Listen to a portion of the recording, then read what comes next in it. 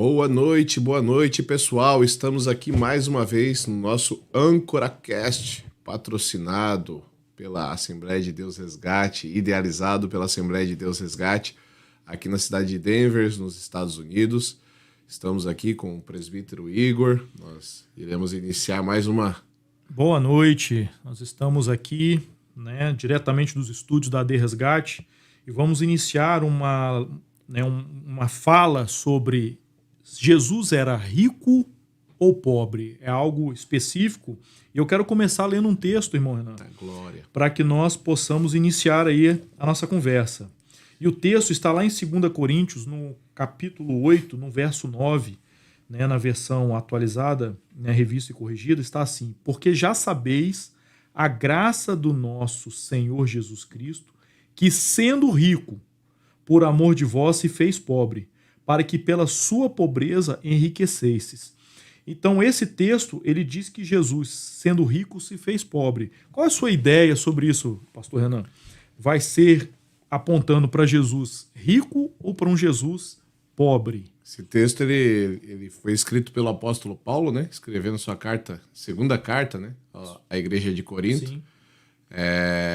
O apóstolo Paulo ele é bem direto, ao dizer ali que Jesus, sendo rico, se fez pobre. Nós temos aí vários pregadores, pastores, apóstolos e pessoas aí que sustentam a ideia de que Jesus era uma pessoa abastada financeiramente, uma Sim. pessoa com muitas riquezas, com muitas posses. Uhum.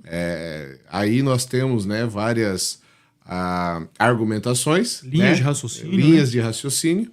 E eu acho que hoje a gente pode começar conversando sobre essas linhas de raciocínio para ver se a gente consegue chegar ao final em alguma conclusão. E também os nossos ouvintes que estão aí, ouvintes ou nos assistindo, Sim. Se quiserem comentar aí o seu pensamento, o que você acha, Jesus era rico ou era pobre? E vamos conversando sobre esse assunto aí todos juntos. Eu tenho, separei alguns textos aqui. A palavra de Deus nos diz em João capítulo 19, do verso 23 e 24, que a túnica dele era uma túnica de alto valor, tanto que ela não foi repartida, Eles tiraram sorte sobre a túnica dele porque era uma túnica de alto valor. Uhum. Claro, cumprindo-se, uma profecia do Antigo Testamento, mas demonstra que Jesus usava uma túnica, de alto valor. Alto padrão, De alto padrão. A argumentação também, que alguns pastores apresentam se você não tem muita condição financeira, você obviamente não precisa ter um tesoureiro, Uhum. E todos sabemos que Jesus tinha alguém que cuidava do saquitel, com as moedas, que era, no caso, Judas. Temos que Jesus foi sustentado por várias mulheres que eram pessoas importantes naquela sociedade. Sim. Temos a Joana, mulher de Cusa, procurador de Herodes, e Susana, que serviam a Jesus com os seus bens, com as suas fazendas, Uhum. E o próprio apóstolo Paulo, em 2 Coríntios 8, 9, fala que Jesus, ele era rico. Uhum. Esse texto que foi Ele mencionado. enfatizou que ele era rico. Ele enfatizou que Jesus era rico. Então nós temos essa argumentação, essa linha de argumentação. Jesus era rico, inclusive alguns adicionam a esses textos, o fato de Jesus ter uma casa na beira do lago, É a praia, na beira da praia. Região marítima, Região marítima. Saiu de Nazaré, que era uma região pobre, e foi para uma região marítima. E a grande pergunta que nos fica é: Jesus era rico ou não? Jesus era pobre? O presbítero Igor me lançou essa pergunta, o que eu penso sobre esse texto. A primeira impressão que nós temos, eu particularmente, é que depende do ponto de vista, Uhum. Do ponto de vista terrestre, eu entendo particularmente que Jesus ele tinha limitações financeiras, tanto que precisou, ali mandar Pedro pescar um peixe para poder pagar o tributo. Quando foi para fazer lá, alimentar a multidão que estava no deserto, eles não tinham condições, eles precisaram de um milagre para que pudesse acontecer. Então, eu tenho para mim essa linha de raciocínio. Mas também não posso desconsiderar a linha de raciocínio dos outros pastores que trazem ali uma argumentação diferente. Então, E aí eu quero lançar para você a pergunta de volta, Ok. meu querido. Ok. O que você acha? Então, nós vamos ver do seguinte ponto de vista. Primeiro, a gente tem que entender que a riqueza de Jesus é que, sendo ele Deus, ele tinha todas as coisas. Né? Ele criou todas as coisas, ele, né, construiu todas as coisas. O apóstolo João fala que todas as coisas foram feitas por ele e para ele. Então ele é dono do ouro, da prata, ele é dono de tudo. Por isso a sua riqueza. Mas aí nós já vamos passar para uma outra linha de argumentação, que é entender que ele não tinha nada e o apego dele não era na terra. Não era algo. Ele veio com uma obra específica a ser cumprida, e nessa obra específica mostra em várias passagens, em várias argumentações, que ele não era, né, um homem que mantinha dinheiro, capital ou espécie em quantidade durante a sua condição.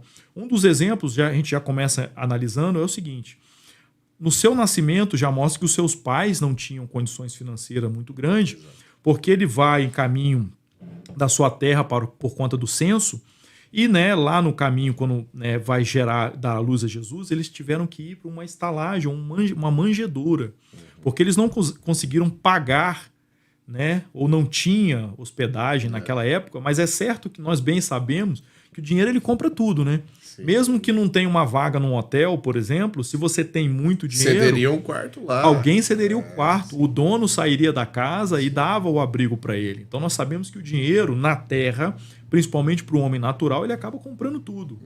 Então logo no primeiro episódio já vemos, seus pais eles não tinham uma condição financeira de alto padrão. Perfeito. Depois, no decorrer da sua história, nós vamos ver N situações em que Jesus precisa, né, quando ele inicia o seu ministério, ele inicia com 30 anos. Então ele aparece na praia e ele pega um barco emprestado para pregar o evangelho. O primeiro momento é já pegando algo emprestado. Já pegando algo emprestado. Né? Ele já pega um barco emprestado. Sim. Outro detalhe é, quando ele, né, vai entrar em Jerusalém, ele precisa de um animal emprestado para entrar em Jerusalém, que nunca foi montado e tal. Segundo momento, ele foi fazer uma ceia, ele precisou de um lugar emprestado. Sim. Né? Então, já com 30 anos. No outro momento, a Bíblia vai dizer que, né, ao fazer a ceia, e vai dizer que quando ele morre também, o túmulo era de um homem rico, não era dele. Ou seja, ele precisou de um túmulo também emprestado. Entre os ricos. Então, quando o irmão citou que ele foi, né, pagar um imposto, ele pediu Pedro para ir pescar um peixe e tirou uma moeda da boca do peixe, mostra que ele não tinha dinheiro em quantidade para pagar nenhum imposto. Exato. Mas sendo dono de todas as coisas, ele tirou uma moeda do peixe, então ele podia tirar ouro da onde ele quisesse. Sim. Mas como não era esse o propósito, ele fez dessa maneira. Aí eu te pergunto, né, se eu coloquei uma linha de que ele era, né, pobre, não tinha dinheiro, né, em quantidade para poder apresentar-se como um homem de grande escalão, de grande poder, como Salomão, que se apresentou Sim. como um homem muito rico, tinha lá tantos ciclos de ouro por ano, né, tudo em fartura. Se ele se apresentou assim, e o irmão colocou a princípio que a palavra enfática era de que ele era muito rico, né? De que ele era muito rico. Sim. Será que não existe um meio termo aí de que ele era rico, mas ao mesmo tempo ele se fez pobre? Qual contexto o irmão acha que ele era rico e se fez pobre?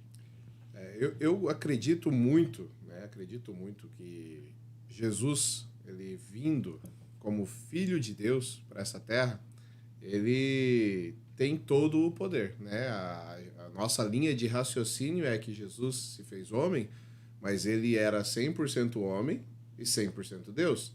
Então ele sofreu as angústias dos homens, né? As ansiedades do homem, mas ele também tinha todo o poder, né? Nesse aspecto, é aquilo que, né, eu acredito que eu tenha falado ali, depende muito do ponto de vista. Eu tenho para mim que Jesus foi o homem mais rico que andou sobre a face da terra. Mais do que Salomão, mais do que qualquer outro ser humano que já pisou nessa terra. Para mim, Jesus foi o ser mais rico que já pisou aqui. Mas no sentido de ter posses, no sentido de ter propriedades, não. Né? No sentido de estar no cumprimento do propósito do Pai. No sentido de cumprir ipsis literis, né? Totalmente, no sentido total, as profecias, né, que se cumpriram nele. Jesus nunca ia agir de uma forma que fosse contra aquilo que ele ensinava ou pregava. Nós vamos ver algumas citações do próprio Jesus quando ele fala que é quase impossível que um rico entre no reino dos céus. Ele falou o quê? Ele falou, olha, é mais fácil passar um camelo no fundo de uma agulha do que um rico entrar no reino dos céus, porque ele indagou um rico que vendesse todos os seus bens para entrar. Marcos 10:25. Marcos 10:25. E aí ele entristeceu o seu coração porque ele tinha apego ao dinheiro, ele tinha amor ao dinheiro. O apóstolo Paulo fala lá em 6:10 de Timóteo que o amor ao dinheiro. Então, assim, que fique bem claro, nós não estamos pregando contra o dinheiro. Não. Nós estamos pregando contra o amor ao dinheiro, ao apego, aquilo que você faz de altar ou aquilo que você põe em prioridade. Se ele vai ser o teu mamon, o teu senhor. Exatamente. Né? Ou se o senhor é o teu senhor. Então, né? foi o que Jesus pregou. Não pode se servir a dois senhores. A dois senhores. Ou se serve a Deus, Exato. ou a mamon. Então, é um altar que a pessoa coloca de frente. Então, vamos lá. Vamos voltar só nesse raciocínio. Então, Jesus, ele disse ao jovem rico para que vendesse tudo e o jovem rico se entristeceu. Logo, ele falou, olha, é mais fácil, né, um camelo passar no fundo de uma agulha do que um rico entrar no céu. Logo, todo mundo acredita assim, então rico nenhum vai. Só que Jesus disse assim, para os homens isso parece impossível, está no mesmo texto. Mas para Deus nada é impossível. Então existe essa possibilidade. Só que a dificuldade está, o que Jesus pregou contra era que as pessoas se apegassem a isso. Então ele pregou dando orientação que as pessoas não se apegassem a isso. Depois ele diz em Lucas que um homem muito rico criou celeiros, construiu novos celeiros para que tivesse abastança, substância, e ia dizer, agora minha alma, você come, folga e bebe. Jesus disse, louco. Né? E se te pedir a tua alma essa noite, o que tem preparado e para quem será? E disse assim são para aqueles que são ricos para com os homens, mas não são ricos para com Deus. Então existia uma diferença da riqueza, né, física aqui, material, e da riqueza espiritual. Acho que isso daí fica bem evidenciado no texto de Mateus 6:19, onde ele fala, não ajunteis tesouros na terra, mas ajuntai tesouros no céu. Fica bem evidenciado. Existem dois tipos de tesouros. Exatamente. Existem duas formas. Porque o da terra, como é que tá lá? A traça e a ferrugem. A traça e a ferrugem corrói. Mas quando ele vai lá no 33, o foco seria o quê? Não seria buscar primeiro o reino de Deus? E está no mesmo contexto, que é, né, o Sermão da Montanha ali, onde ele vai dando os principais ensinamentos. Eu costumo dizer que Jesus ali no Sermão da Montanha, ele apertou a lei, né? Ele falou, tá escrito, adulterarás, mas tu olhar para uma mulher adulterar, já tá pecando em teu coração. Então ele deu uma apertada ainda maior na lei. Sim. E quando ele foi falar sobre as solicitudes, né, foi falar sobre aquilo que é a necessidade primordial do homem, que era comer, beber e se vestir. Sim. Ele falou, não se preocupe com isso, o nosso Pai sabe que vós precisais. Mas ele deixou bem claro qual é a função e o papel da igreja. Buscar primeiro o reino de Deus.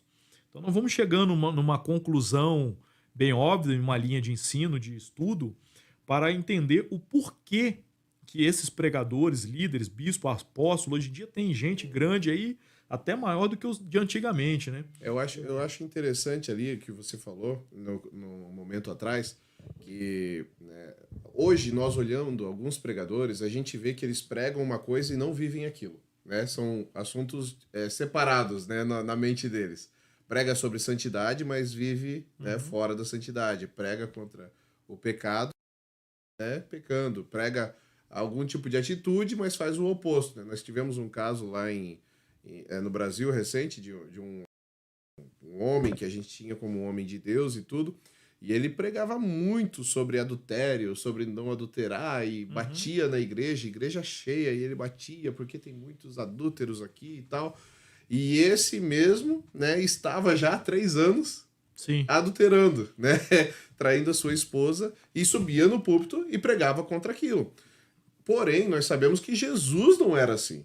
Jesus, ele jamais pregaria algo que fosse contra aquilo que ele praticava. Sim. Então, como é que Jesus, né, eu pergunto, né, eu lanço essa pergunta na nossa live também, se algum desses pastores que defendem, né, desses pregadores que defendem essa ideia quiser se manifestar, a gente está aqui, um ambiente democrático, ninguém é dono da verdade, mas eu pergunto, como é que Jesus vai falar num texto para a gente não ajuntar tesouro na terra e ele não vai seguir essa própria Sim. orientação. Sim. Não me entra na mente essa possibilidade. Existe até um caso de um sábio que a mãe leva um menino até ele e fala assim: "O mestre, diz pro meu filho que não vai ser bom ele comer muito açúcar, que o açúcar faz muito mal, mas ele tem que ouvir de alguém que é sábio, que é mestre no entendimento." Aí o mestre fala assim: "Manda ele voltar semana que vem." Aí eles voltam semana que vem, aí ela: "Voltamos. Agora você pode dizer assim." "Agora eu posso dizer, porque agora eu não como açúcar. E agora eu posso dizer que o açúcar faz muito mal. Para falar, porque exatamente. Em outro momento eu comia açúcar." Então Jesus, ele exatamente ensinava aquilo que ele vivia, aquilo que era o caminho do homem para o reino dos céus. Ele não era um hipócrita, que é o que a gente vê no ser humano. O ser humano, ele prega algo até para se esconder, Exato. talvez, e não vive aquilo. Para não ser acusado daquilo. É o fariseu, é o saduceu, exato, que é um sepulcro caiado. Exato. Por fora tem aparência de que tá bonito, tá bem feito, mas por dentro há toda a podridão. Então era o que Jesus combatia, né? Exato. Que era justamente os religiosos, né, que tinha naquela época. Em função disso, nós vemos o seguinte: Jesus, ele pregou para não juntar riquezas. Jesus, ele pregou que o rico, ele está apegado às suas riquezas, e depois o apóstolo Paulo vai dizer sobre essa condição de que o homem estava amando ao dinheiro, né?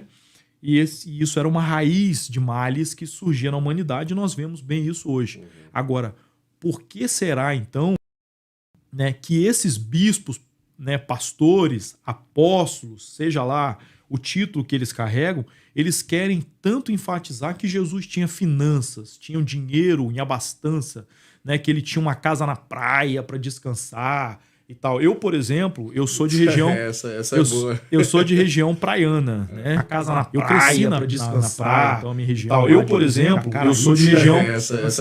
Eu sou de região praiana. E a região aonde havia a Vila dos Pescadores é a região mais pobre. Então, supostamente, aquela região em que Jesus ficava, em Cafarnaum, que era uma região marítima, pode ser até a casa de Pedro, né? Que ele se estabelecia ali. Então, nem a casa talvez era dele. E quando ele fala: você quer me seguir? As raposas têm covil, os pássaros têm ninho, mas o filho do homem, ele não tem nem aonde reclinar a cabeça. Ou seja, o filho do homem não para e não tem lugar nenhum. Sim. Então, ele deixou bem claro isso. Então, a minha região lá era uma região pobre. Não é porque era na beira da praia que a gente morava que era rico. Então, agora, por que será que esses homens eles estão enfatizando tanto isso? Será que essa prática hoje do triunfalismo, das campanhas de prosperidade, será que essas práticas onde a igreja, ela tem pregado somente as coisas terrenas, teologia da prosperidade, não tem feito estes homens eles, né, se apegarem nisso para defender a sua tese? Porque tem gente que fala assim: eu bebo porque Jesus transformou água em vinho, né? Eu danço porque Davi dançou. Sim. Então, as pessoas querem pegar versículos bíblicos, textos isolados com fins específicos, para se apoiar e, em cima deste apoio, criar a sua doutrina. Isola o texto para poder cometer o seu pecado e com a consciência, tentando ficar com a consciência mais tranquila, né? Eu já ouvi, inclusive, um falando: eu tenho mais de uma mulher, porque na Bíblia ensina que você pode ter várias mulheres. Ele falou que a Bíblia ensina. Essa palavra ensina, que foi onde eu rebati ele. Falei: não, a Bíblia não ensina. Ela cita que o homem fez isso, mas Jesus combateu isso, e quando Deus criou era de outro jeito. Então não tem como você falar que eu posso ter 2, 3 mulheres e isso está de acordo com a Bíblia só pelo fato da Bíblia citar. Também a Bíblia cita a questão de filho com pai, né, de filha, né, com pai, de ter relação ali por, né, mentalidade deturpada. Não quer dizer que isso está certo, né? Também ensina o próprio Abraão indo sacrificar o seu filho. Pronto, agora eu posso sacrificar o meu filho porque Abraão foi sacrificar o seu filho. Não, a gente não pode isolar textos e dar base nisso. E dar base para que eu cometa aquilo que o meu coração está pendendo para fazer. Ou criar uma nova doutrina em cima de um texto. Exatamente. Em cima de Para a gente criar uma doutrina, a gente precisa de vários textos para dar base a essa condição. Não pode ser um texto, e esse texto está claramente para que eu crie uma doutrina ou algo que me favoreça. Porque a maioria desses casos, esses homens, eles estão buscando um favorecimento próprio, pessoal. Então eles estão ensinando uma coisa, mas na verdade eles estão vivendo isso. Quando às vezes eles estão, né, ensinando para o povo, para que o povo busque a riqueza, mas só quem está ficando rico são eles. Exato. Eles estão andando de jatinho com os melhores ternos, viajando para cima e para baixo, usufruindo do bom e do melhor. Eu vi agora recentemente, um amigo estava me falando que houve um encontro de pastores, não sei aonde aí. Obviamente, a gente tem que ter o cuidado que existem os verdadeiros. Sim, claro. E existem os falsos. Sim, não pode botar todo mundo no mesmo balaio. O que as pessoas fazem hoje é tentar botar todo mundo no mesmo balaio. Mas houve um encontro aí de que aconteceu a seguinte situação. Um dos pastores falou assim, olha, você só tem uma esposa, não tem concubina? Aí falou assim, botaram um nome novo aí para uma prostituição, para um adultério, é uma concubina. Então, ou seja, no meio desses líderes, entre eles tinham uma amante, mas apelidaram de concubina. Ou seja, esses homens, eles vão... Se eles acreditam estar indo para o céu, eles estão muito enganados. Tinha um irmão que falava assim, ó, você está indo para o céu da boca do leão, porque para o céu você não está indo, não. Então, é o cuidado que tem que ter em se apoiar nessas pregações. Então, quando a gente olha para a vida de Jesus, ele não tinha nada. Ele pegou tudo emprestado, né? Para pagar o imposto, ele não meteu a mão no bolso, ele mandou Pedro ir pescar. O túmulo dele, ele não tinha onde ser enterrado, mas veio um homem rico cumprindo as profecias e pegou o corpo ali. O perfume nardo ali, algo que foi jogado nele para a sepultura, foi uma mulher que trouxe, foi Maria que trouxe e quebrou os pés de Jesus.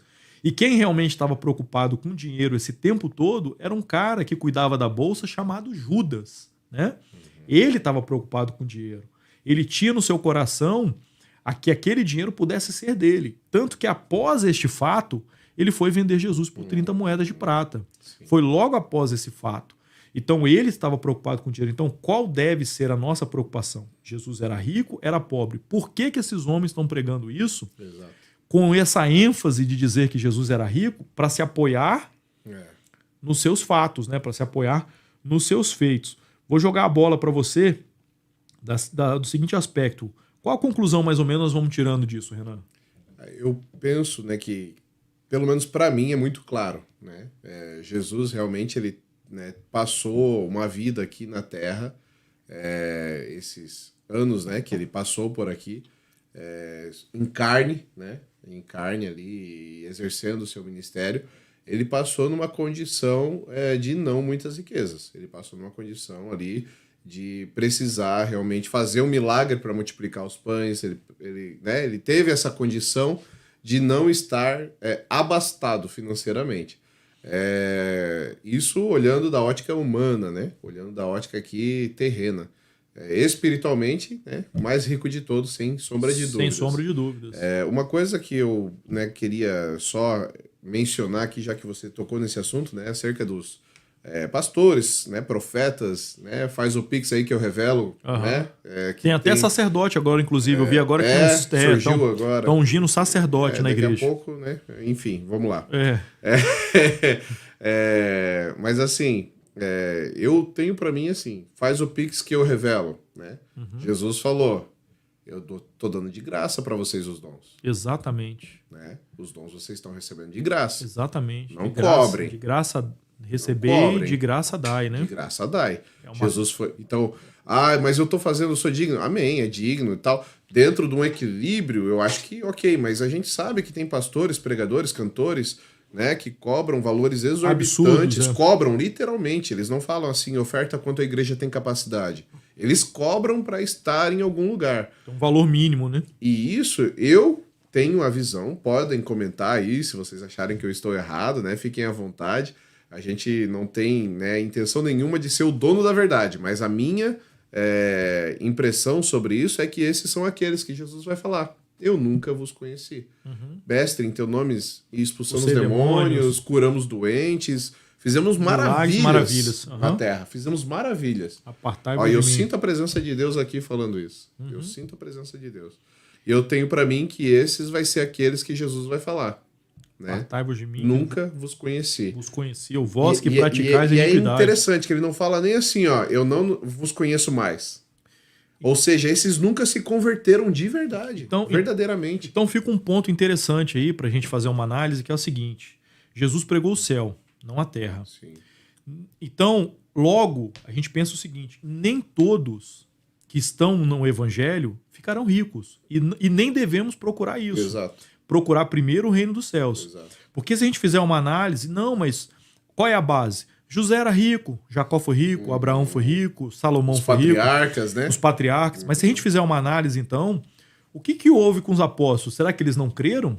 Será que os apóstolos, eles não eram homens de Deus? Rapaz, para Paulo morrer daquele jeito, João, Tiago, de cabeça para baixo, né? Todos eles tiveram, né, perseguições gravíssimas, né? Na ilha de Pátimo, João, numa área de tortura, no local de tortura, todos presos, tendo que fugir. Então, assim, o apóstolo Paulo ele deixa bem claro que ele trabalhou fazendo tendas para não ser pesado a outros irmãos. Exato.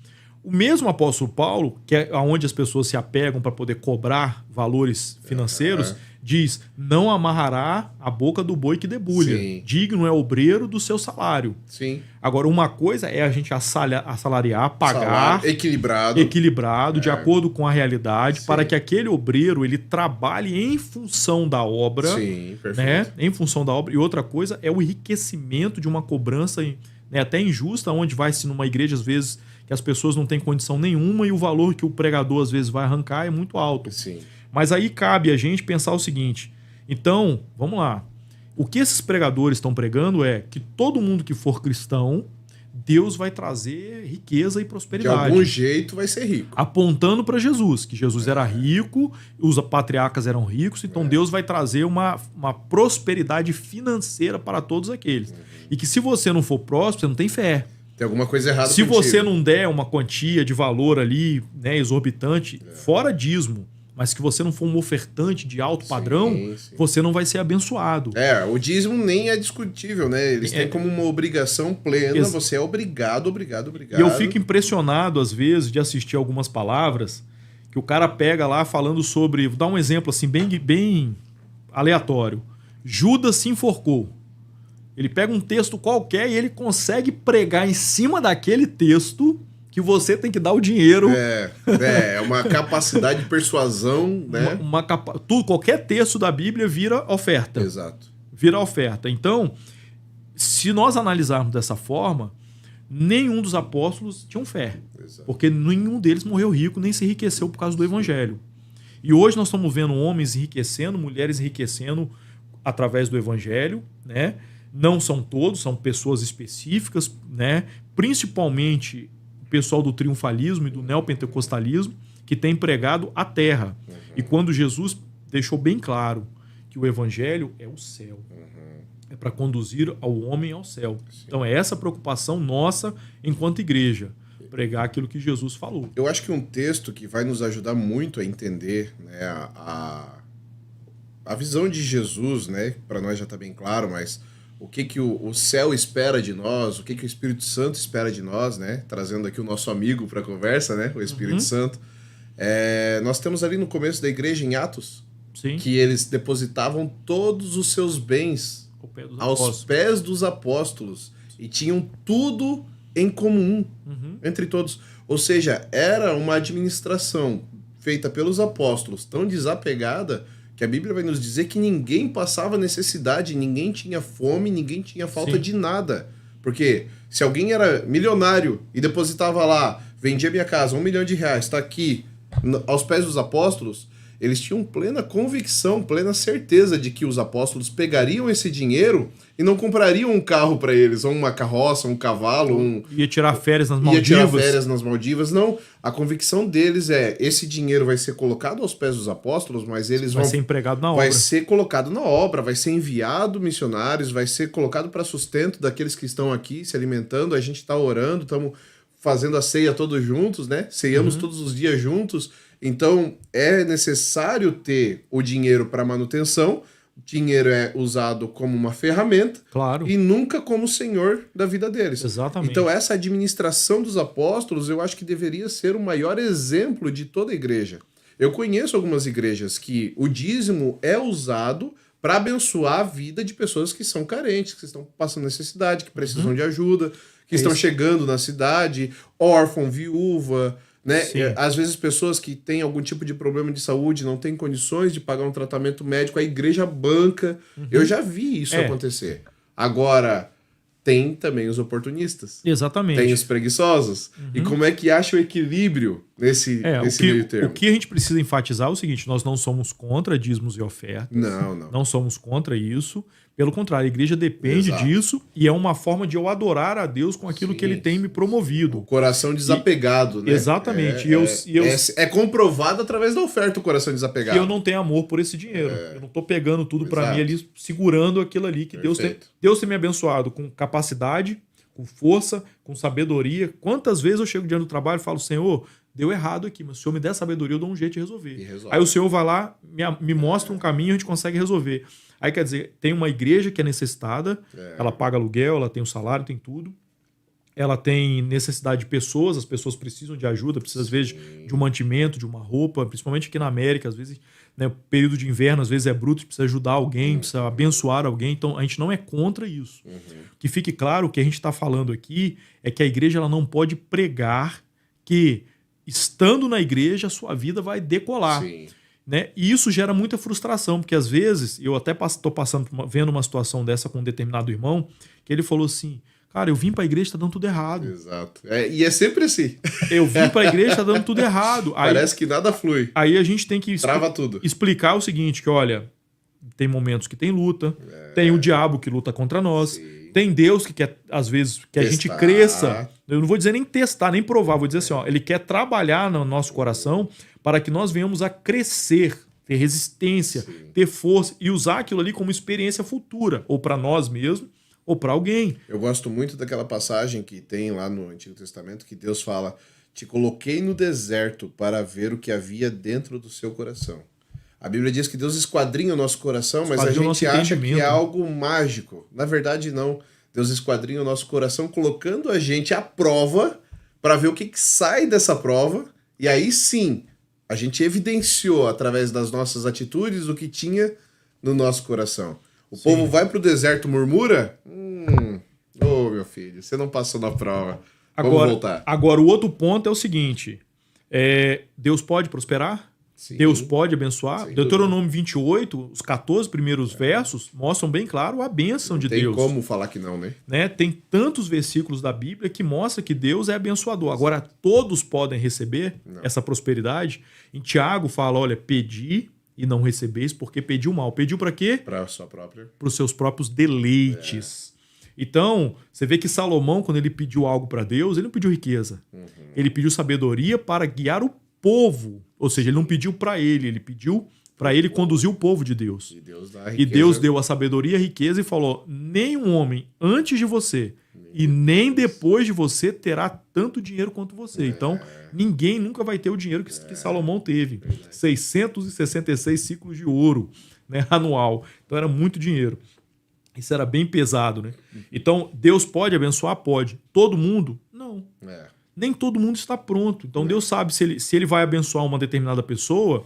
E outra coisa, quando que Deus abençoa um cristão verdadeiro, não é para ele pegar esse dinheiro e ir para as Maldivas, para curtir, para bagunçar. Tem gente que vai pegar dinheiro, ele vai arrumar outras mulheres, ele vai trocar dele, ele vai comprar iate, ele vai sair e vai virar as costas para Deus. O filho pródigo, ele pediu: pai, dá-me a minha parte. Não foi isso? E ele virou as costas para Deus e vazou. Porque foi dado a ele o que ele queria. Ele virou as costas para Deus e vazou. Quando ele perdeu tudo, aí ele voltou e falou: Senhor, faze-me.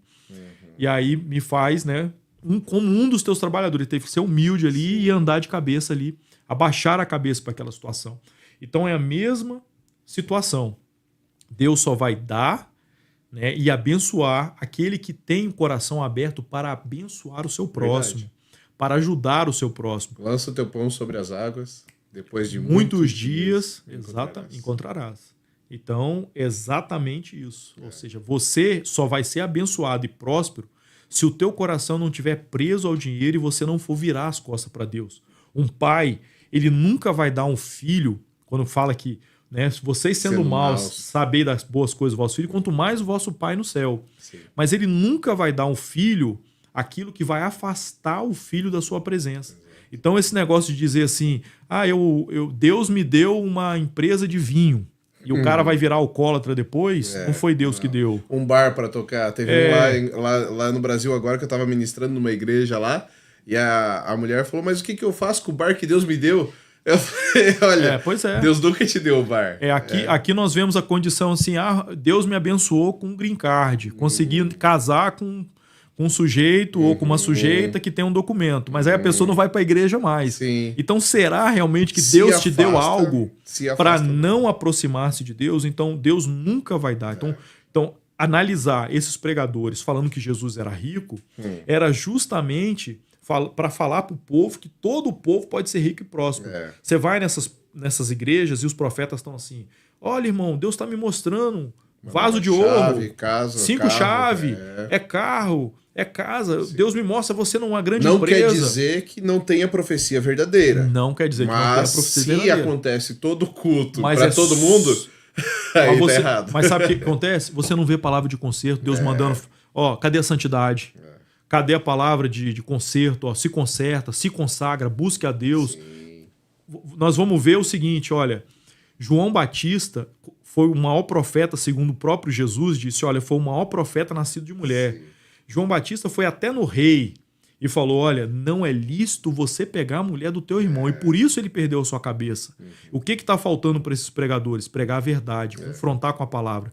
Jesus falou, olha, vocês serão perseguidos, injuriados por causa da palavra de Deus. Então quando Jesus falou, eu não vim trazer paz. Eu vim trazer guerra, eu vim trazer espada mesmo, porque eu vou trazer uma palavra que vai confrontar. E essa palavra de, não, Jesus era rico, tinha uma casa de praia, e você também pode ser rico porque Abraão era rico, porque Salomão era rico, e você não é rico porque você não tem fé. Tem alguma coisa errada contigo, você não está ofertando o suficiente. Agora, você imagina, tem gente que abre mão de muita coisa em cima dessas palavras, em cima dessa circunstância, vive frustrado porque leva a família à falência, vive frustrado porque não conseguiu prosperar em cima daquela palavra que ele ouviu. Aí ele começa a acreditar que ele não tem fé e não vai buscar a Deus. Exato. Aí ele generaliza isso, ele não vai em nenhuma outra igreja mais.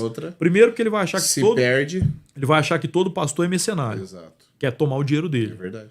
Segundo, ele vai falar que Deus não é com ele. Então ele vai começar a culpar Deus. Falar, Deus, o Senhor não é comigo, porque eu fiz tudo e o Senhor não me deu nada. Exatamente. Então, em vez de eu ensinar esse cara a ir pro céu, eu tô ensinando ele pro inferno. Pro inferno. Tô acabando com a salvação dele e aí eu vou mais profundo ainda. Esse que pregou vai chegar um dia de prestação de contas. Opa! Vai chegar um dia que ele vai estar diante do grande trono de Deus, vai estar ali para receber o julgamento daquilo que foi feito, das obras que foram feitas, porque no grande trono branco vai comparecer todo mundo. Sim. Né? Ali na primeira vinda de Jesus, não, é só galardão. Esses aí, Jesus vai falar, esse eu não conheço, vai pra lá, você não faz parte dos meus aqui.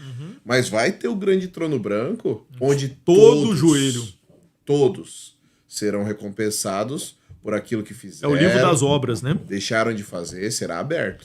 E aí, nesse momento, no grande trono branco, é aquele momento em que aqueles que usaram do evangelho para enriquecer deliberadamente, aqueles que acabaram com famílias, acabaram com casamentos, acabaram com filhos que cresceram frustrados. Sonhos, projetos. Sonhos.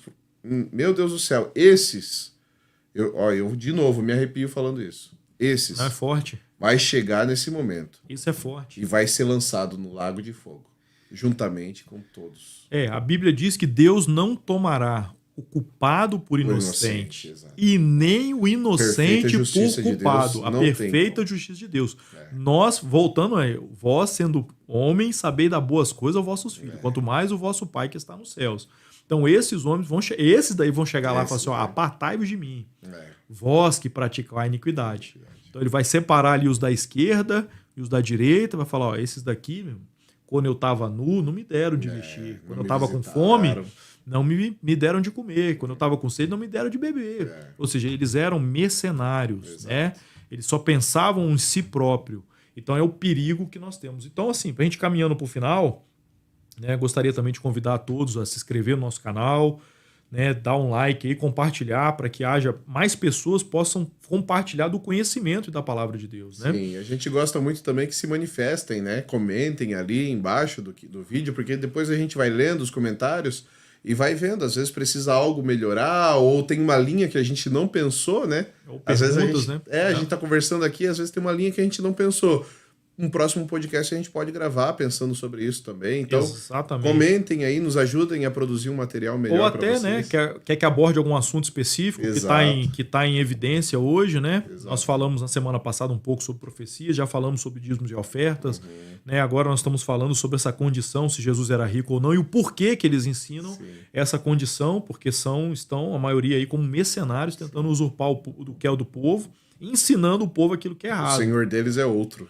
O senhor deles é o mamon, exatamente. E cometendo práticas pecaminosas. Nós vamos ver esses mesmos se juntando aos ímpios, abençoando os ímpios, falando que Deus é com eles, sem condenar o pecado deles. Exato. E isso não é o que João Batista fez. Não é bíblico. Não é bíblico. Completamente fora do que nós temos que realmente, verdadeiramente, pregar o evangelho que salva, que liberta, que transforma, que conduz a pessoa ao céu. Então o grande trono vai vir, vai haver um grande julgamento, esses homens eles vão ficar de fora e ali já não tem mais volta. Haverá pranto e ranger de dentes. Então, que nós venhamos a pregar a palavra de Deus que conduz para o céu. Amém. Que conduz para o evangelho verdadeiro da palavra de Deus. Aquilo que Cristo Jesus verdadeiramente ensinou, não o que esses homens querem conduzir. Considerações finais? Rapaz, foi um prazer estar aqui novamente com vocês. Fazia já alguns dias, né, que a gente estava afastado, longe, mas eu estava com saudade. Acho que esse assunto, ele é um natimorto para mim, né? É um assunto que já nasceu morto. Ele não tem muita discussão, né? Jesus era rico ou era pobre? Era rico. Sendo Deus, era rico. Deus. Era pobre sendo homem, né? Dependente, né, de ajuda de pessoas e nos ensinando a não confiar nas riquezas dessa terra, nem, né, ter a nossa satisfação nas coisas dessa terra. Acho que é o apóstolo Paulo que fala que se nós esperarmos em Deus somente nessa terra, somos os mais miseráveis dos homens. Então, isso por si só... A Bíblia ela é recheada, né, de evidências de que a nossa expectação, não deve estar nas coisas naturais. Sim. Né? O nosso foco tem que ser buscar primeiro o reino de Deus e a sua justiça. E todas as demais coisas serão acrescentadas. Isso mata o assunto, não tem conversa. Jesus era rico, era pobre? Irmão, deixa rico como Deus e com não muito dinheiro na terra. Bom, para nós partirmos para o final, vale lembrar que nós somos peregrinos e passageiros nessa terra. Então nós não temos que juntar tesouros aqui, por mais que nós temos nossos anseios, nós temos as nossas, mas não colocar isso como priori da nossa vida e nem criar um altar onde eu só trabalho, eu só busco finanças, eu só busco crescer, eu só busco, né, me fazer com que eu fique rico. E quando na verdade Deus quer que a gente pode trabalhar, a gente pode ter a nossa condição de vida, mas a gente tem que fazer uma balança e um equilíbrio. Nós somos peregrinos e passageiros. E aonde o Senhor preparou para nós, a Bíblia diz que o olho não viu, o ouvido não ouviu, e não subiu ao coração do homem aquilo que está preparado. E quando mostra para João, mostra um lugar onde nós vamos andar em rua de ouro, mostra um lugar recheado de pedras preciosas. Pérolas, portão de pérolas.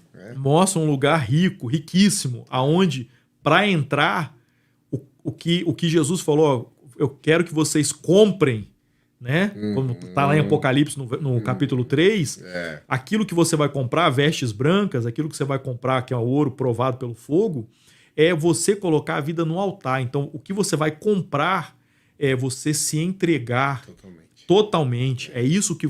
essa palavra comprar, na verdade, é você se doar à obra de Deus e às coisas de Deus para que você entre pelas portas na Cidade Santa, para que, quando naquele grande dia do trono nós falamos, o Senhor fala assim, ó, bendito filho do meu Pai. Vinde benditos de meu Pai, para a morada que você está preparado. Foste fiel, ó, chega a arrepiar todo. No muito te colocarei, entrai para o gozo do teu Pai. Ou seja, o lugar onde nós verdadeiramente seremos alegres e não nos entristecemos. Então, essa terra de aflição, de tristeza, de luta, momentos altos e baixos, mas aquilo que o Senhor preparou para nós é eterno. Deus abençoe a todos, uma boa noite. Glórias a Deus. Que Deus nos abençoe nessa jornada. Deus abençoe a todos. Um abraço, até o próximo AncoraCast.